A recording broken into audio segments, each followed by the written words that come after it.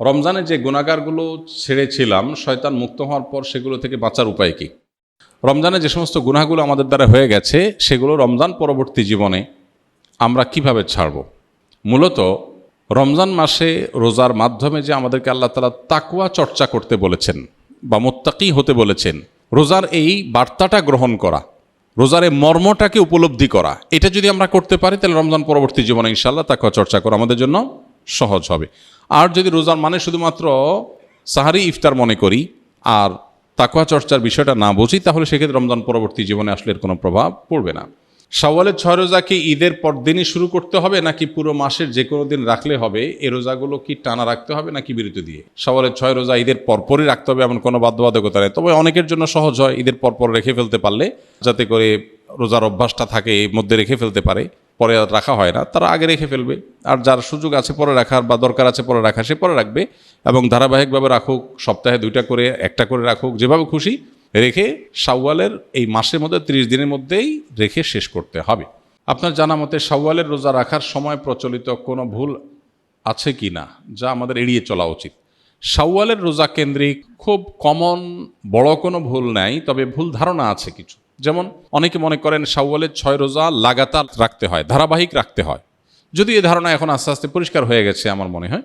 শাওয়ালের 6টা রোজার ফজিলতটা আমরা জানি। নবী সাল্লাল্লাহু আলাইহি ওয়াসাল্লাম বলেছেন, মান সামা রমাদান সুম্মা আতবাহু সিত্তাম মিন শাওয়াল কানা কাসিয়ামিদ দাহর। যে ব্যক্তি রমজান রোজা রাখার পরে শাওয়ালের 6টা রোজা রাখবে, সে ব্যক্তি সারা বছর রোজা রাখার সওয়াব পাবে।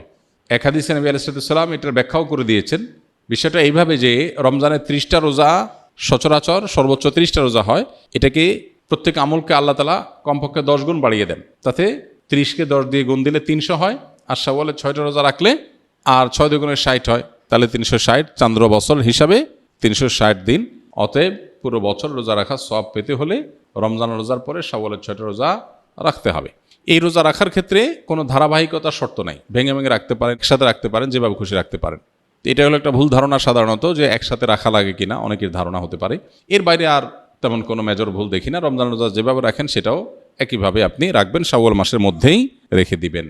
মা বোনদের রমজানের যে রোজাগুলো ভাঙতি হয়েছে সেগুলো না রেখে সরাসরি শাওয়ালের 6 রোজা রাখা যাবে কিনা, নাকি আগে কাজা রোজা শেষ করা বাধ্যতামূলক? যেহেতু হাদিসের ভাষ্যটা এরকম, মান সামা রমাদান সুম্মা আতবাহু সিত্তাম মিন শাওয়াল, যে রমজানের রোজা রাখলো এরপরে শাওয়ালের 6টা রোজা রাখলো। হাদিসের ভাষ্যটা লক্ষ্য করলে বোঝা যায় যে রমজান রোজা রেখে আগে শেষ করা দরকার, এরপরে শাওয়ালের রোজা। অতএব মা বোনরা হোক আর পুরুষরা হোক, সবার জন্য একই কথা প্রযোজ্য। রমজানে কোনো কাজা রোজা থাকলে আগে কাজাগুলো রেখে তারপরে শাওয়ালের রোজা রাখা উত্তম। কোনো কারণে যদি রমজানের ভাঙতি রোজা রেখে শাওয়ালের 6টা রাখা সম্ভব হবে না মনে হয়, কারণ রমজানে 10টা রোজা ভাঙতি হয়েছে, আবার এদিকে শাওয়ালের 6টা 16টা রোজা, এতগুলো রোজা তার এক মাসে রাখা তার জন্য টাফ হবে যদি মনে হয়, তাহলে সেক্ষেত্রে সে শাওয়ালের 6টা রোজা রেখে কাজাগুলো পরে আদায় করলেও ইনশাআল্লাহ তার শাওয়ালের 6 রোজার ফজিলত আদায় হয়ে যাবে। একটি রোজার নিয়তে কি কাজা এবং শাওয়ালের নফল উভয়ের সওয়াব পাওয়া সম্ভব? অর্থাৎ এক রোজায় কি 2 নিয়ত করা যাবে? না, এটা আপনি করতে পারবেন না। ফরজ রোজার নিয়ত করলে সেখানে আবার নফলেরটাও নিয়ত করতে পারবেন না, তবে নফলের 2টি একসাথে নিয়ত করতে পারবেন। যেমন সোমবার বৃহস্পতিবার রোজা রাখলেন, চাঁদের 13, 14, 15 রোজা রাখলেন, আবার শাওয়ালের রোজারও নিয়ত করে নিলেন, এখানে ইনক্লুড করতে পারবেন। 2টা নিয়তই একসাথে করতে পারেন। আর ফরজ কাজা রোজা আছে, সেটা রাখলেন, একই সাথে আবার শাওয়ালের 6 রোজা রাখবেন, সেটা আদায় হবে না। রমজান পরবর্তী ইবাদতের ধারাবাহিকতা ধরে রাখার কিছু উপায় বলে দিন। রমজান পরবর্তীতে ইবাদতের ধারা ধরে রাখার জন্য রমজানেই ভালো করে তাকওয়া চর্চা করতে হবে। রমজানে যার তাকওয়া চর্চা যত ভালো হবে, রমজানের পরে সেটা ধরে রাখা তত সহজ হবে, ইজি হবে ইনশাআল্লাহ বিইذনিল্লাহ। এবং আল্লাহ তাআলার কাছে দোয়া যেমন করতে হবে, রমজানের পরে দিনই পরিবেশে যত বেশি নিজেদেরকে রাখতে পারবো তত বেশি রমজানের ইবাদত ধারাবাহিকতা ধরে রাখা সহজ হবে ইনশাআল্লাহ বিইذনিল্লাহ। সেই চেষ্টা আমরা করব। রমজানের পরে আরেকটা ইবাদতের মৌসুম আসছে 2 মাস পরেই, সেটা হলো জিলহজের প্রথম দশক, 10 দিনের মৌসুম। এটা 30 দিনের মৌসুম, এটা হলো 10 দিনের মৌসুম। এই মৌসুমগুলোতে খুব বেশি সুন্নাহসম্মত আমলগুলো, কোরআন হাদিস বাতানো আমলগুলো যদি করতে থাকি, তাহলে 2 মাস পরে আবার রিচার্জ হয়ে যাবে, সেটা দিয়ে আমরা আবার কিছুদিন চলতে পারবো ইনশাআল্লাহ। এভাবে শরিয়া যে আদেশগুলো করেছে সবগুলো কিন্তু আমরা পরিপূর্ণভাবে পালন করি ইনশাআল্লাহ বিইذনিল্লাহ, সারা বছরই ইবাদতের ধারাবাহিকতা ধরে রাখা সম্ভব হবে। আল্লাহ তাআলা আমাদের সবাইকে আমলের তৌফিক দান করুন। নববিবাহিতদের জন্য কিছু উপদেশ দিন। যারা সদ্য বিবাহিত তাদের উদ্দেশ্যে আমার উপদেশ সবসময় থাকে, তারা স্ত্রীর কথা মেনে চলবেন, ব্যাস এটাই উপদেশ। আপনারা হেসে উড়াই দিলেন জিনিসটা, সিরিয়াস উপদেশ। আমি কোনো বিয়ে পড়ালে সাধারণত আমি নতুন জামাইকে বলি, বাবা সুখে থাকতে চাইলে বউয়ের হাতে বায়াত হয়ে মুরিদ হয়ে তার কথা মতো চলবা, বাস শেষ। এটাই হলো পারিবারিক সুখ শান্তির মূল মন্ত্র। আমরা এর আগে কোথায় যেন বলেছিলাম যে আমাদের অফিসে যত মানুষ পারিবারিক দ্বন্দ্ব কলহ নিয়ে আসে, এগুলো নিয়ে যারা ওলামা একরাম যারা এগুলো সমাধান করেন, তাদের এক লাইনে কনক্লুশন হলো যে যত কেস তারা এই পর্যন্ত ডিল করেছেন, এই সব কেসের সামারি হলো যেই ঘরে অনেক সময় আমাদের ওখানে স্বামী স্ত্রী আসে, দুজনের মধ্যে দ্বন্দ্ব থাকে, এগুলো মিটাবার চেষ্টা করে আলেমরা, কাউন্সেলিং করার চেষ্টা করেন। তো তারা বলেন যে যত কেস আমরা ঘাঁটছি এই নিয়ে, সবগুলো কেসের সামারি অলমোস্ট একটাই, সেটা হলো যেই ঘরে স্বামী স্ত্রীর কথা মতো চলে, স্বামীর স্ত্রীর প্রত্যেকটা কথা মানে, সেখানে কোনো অশান্তি নেই। অশান্তিটাই হলো সেখানে যেখানে কথা শোনা হয় না, বাস। এই জন্য নবদম্পতি যারা আছেন তাদের উভয়েরই এটা আমল করা উচিত। বিশেষ করে ছেলেদের একটু বেশি আমল করতে হয় আর কি, মেয়েদের একটু কম। তো মেয়েদেরও করা দরকার। আর স্বামী হোক আর স্ত্রী হোক, যিনি জীবনসঙ্গীর কথা যত বেশি শোনার চেষ্টা করবেন, আল্লাহর নির্দেশে বাইরে বললে সেটা না, আল্লাহর নির্দেশের মধ্যে থেকে যত বেশি শোনার চেষ্টা করবেন, তিনি আল্লাহর কাছে তত প্রিয় পাত্র হবেন। মুত্তাকি হিসাবে তত ভালো মুত্তাকি হইতে পারবেন। দাম্পত্য জীবনে আপনার সঙ্গীর সাথে সদাচরণ করা, এটা তো আল্লাহর নির্দেশ। আল্লাহ বলেছেন ওয়াশিরুহুন্না বিল মারুফ, তোমরা পুরুষরা যারা আছো তোমাদের স্ত্রীদের সাথে সংসার করবে সুন্দরভাবে। একই কথা স্ত্রীদের জন্য প্রযোজ্য। অনেক স্ত্রী আছেন যে স্বামীকে সারাদিন জ্বালাতন করেন, অহেতুক কষ্ট দেন, ছোটোখাটো বিষয় নিয়ে বাড়াবাড়ি করেন। তো এখানে স্বামী স্ত্রী উভয়ের জন্য প্রযোজ্য যে নিজের সঙ্গীকে কত বেশি সন্তুষ্ট রাখা যায়। এখন সঙ্গীকে সন্তুষ্ট রাখতে গিয়ে বাবা মা নারাজ হয়ে যাচ্ছে কিনা, ভাই বোন নারাজ হয়ে যাচ্ছে কিনা, সেগুলো একটা ব্যাপার। তো এই জন্য ব্যালেন্স করাটা খুব গুরুত্বপূর্ণ। এই ব্যালেন্স করার জন্য কোরআন এবং হাদিসের জ্ঞান অর্জন করে কার কোনটা হক, কার কোনটা কর্তব্য, কার কোনটা অধিকার, সে জিনিসটা বোঝা এবং সেটা যথাযথভাবে আদায় করা, এটা হলো গুরুত্বপূর্ণ। আজকের বাস্তবতা, বিশেষ করে ভোগবাদী এই পৃথিবীতে আমাদের দাম্পত্য জীবনের সুখ নাই। ম্যাক্সিমাম মানুষের দাম্পত্য জীবনের সুখ নাই। বেশিরভাগ মানুষ সুখের অভিনয় করে, সোশ্যাল মিডিয়াতে ফেসবুকে ছবি দেন বইয়ের, মানে কি তাদের মধ্যে মিল, এগুলার এজহার, এগুলার প্রকাশ সোশ্যাল মিডিয়া করান। আসলে বাসায় সারাদিন চুলাচুলি হয়, কিন্তু বাহিরে নাটক করেন কিসের? সুখের। ম্যাক্সিমাম মানুষই অবস্থা, মেজরিটি মানুষের মধ্যে দেখবেন যে সুখের অভিনয় করেন, আসলে সুখে নাই।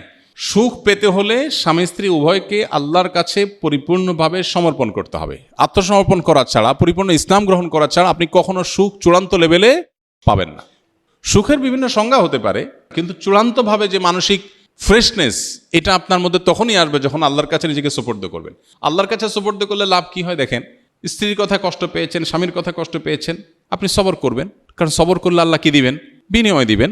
আপনি এই কষ্টটাকেও আপনার একটা অর্জনের উপায় হিসাবে গ্রহণ করবেন, ব্যাস। এখানেই আপনার জন্য বিশাল বড় কি আছে? অপরচুনিটি আছে। এই জন্য আমরা যথাসম্ভব সর্বোচ্চ চেষ্টা করব ইনশাআল্লাহ বিইذনিল্লাহ দাম্পত্য জীবনে সবর এখতিয়ার করার। যে যত বেশি সবর করবে দাম্পত্য সঙ্গীর মধ্যে, সে আল্লাহর কাছে তত বেশি প্রিয় হবে, যে যত বেশি সবর করতে পারবে। ভোগবাদী এই দুনিয়াতে আমরা বেশিরভাগ মানুষই অনেক বেশি অসহনশীল। সবাই আমরা অধিকার সচেতন।